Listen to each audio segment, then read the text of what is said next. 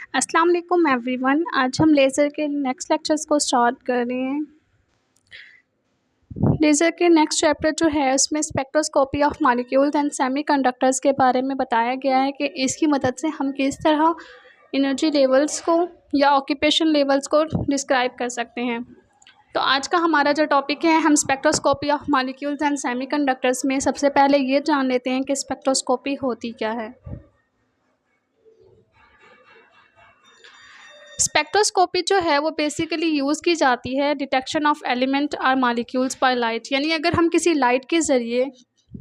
Molecules की detection करना चाहते हैं तो वहाँ पर हम स्पेक्ट्रोस्कोपी को यूज़ करते हैं। अब स्पेक्ट्रोस्कोपी जो है वो किस तरह मॉलिक्यूल्स या एलिमेंट्स की डिटेक्शन करती है तो उसके बारे में जान लेते हैं। Basically, spectroscopy is a branch of science which describes the interaction of electromagnetic radiations with matter is called spectroscopy.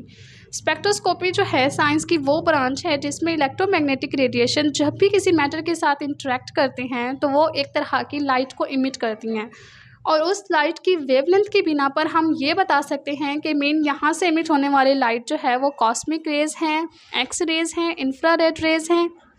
या रेडियो वेव्स हैं। तो इस तरह से इलेक्ट्रोमैग्नेटिक रेडिएशन जो है वो किसी भी मॉलिक्यूलर स्ट्रक्चर की प्रोबेबिलिटी को डिस्क्राइब करने के लिए भी यूज़ किया जाता है कि यहाँ पर जो मॉलिक्यूलर स्ट्रक्चर मौजूद है वो किस तरह का है या किस तरह की उसमें प्रॉपर्टीज़ पाई जाती हैं, उसके लिए भी हम इलेक्ट्रोमैग्नेटिक रेडिएशंस को यूज़ करते हैं। और इलेक्ट्रोमैग्नेटिक रेडिएशंस का इंटरेक्शन के ज़रिए इमिट होने वाली लाइट जो है वो हमें स्पेक्ट्रोस्कोपी की वजह से मिलती है।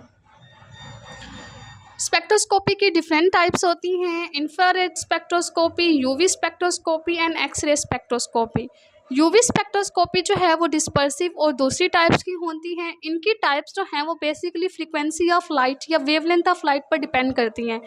यानी जब भी इलेक्ट्रोमैग्नेटिक रेडिएशंस किसी भी मैटर के साथ इंटरेक्ट करती हैं तो वहाँ से इमिट होने वाली लाइट की फ्रीक्वेंसी या वेवलेंथ की बिना पर हमें पता चलता है कि यहाँ पर जो लाइट इमिट हुई है वो इलेक्ट्रोमैग्नेटिक रेज़ की हैं,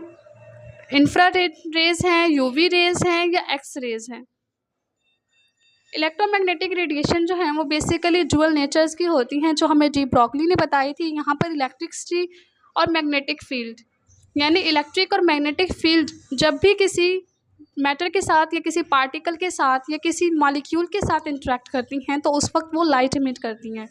यहाँ पर हम देख सकते हैं कि स्पेक्ट्रोस्कोपी के बारे में बताया गया कि हाइड्रोजन गैस, हम यहाँ पर ये नहीं कह रहे कि हाइड्रोजन गैस को हम किसी मैटर के साथ इंटरेक्ट करा रहे हैं। हाइड्रोजन गैस जब भी किसी इलेक्ट्रॉनिक डिस्चार्ज के साथ इंटरेक्ट करती है,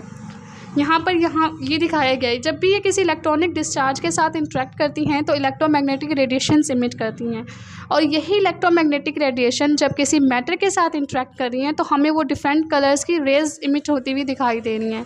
इन डिफरेंट कलर की रेज़ जो हैं